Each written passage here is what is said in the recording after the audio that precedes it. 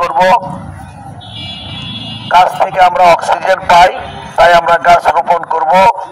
আপনার আগামী দিনের ভবিষ্যৎকে সুরক্ষিত রাখার জন্য এবং আমরা যাতে বিশুদ্ধ বায়ু বাতাস নিতে পারি, সেজন্য আমরা বৃক্ষরোপণ কর্মসূচি হাতে নিয়েছি। আমন্ত্রণে সৈয়দ গিয়েছিলেন, সেখানে উনি কিছু নিম গাছ নিয়ে গিয়েছিলেন।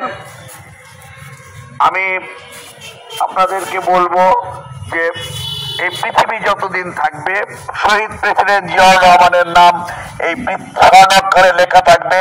এজন্যই যে আমরা যখন হজ করতে যাই মুসলমানেরা, তখন ওইখানে হজের যেই আনুষ্ঠানিকতা শেষ করে ওখানে কিছু গাছ দেখতে পাই। সেই গাছের নাম হচ্ছে সাজ্জাতুল জিয়া, মানে আরাফাত ময়দানে সাজ্জাতুল জিয়া নামে কিছু বৃক্ষ আমরা দেখতে পাই। জিয়াউর রহমান ওইগুলো রোপণ করেছিলেন। তাই পৃথিবী যে কদিন থাকবে, এই দুনিয়া যে কদিন থাকবে, শহীদ প্রেসিডেন্ট জিয়াউর রহমানের নাম স্বর্ণাক্ষরে লেখা থাকবে। আমাদের ভারপ্রাপ্ত চেয়ারম্যান গত 17 বছর আগে আমাদের এখানে এসে কিছু নিম গাছ লাগিয়ে দিয়ে গেছিলেন।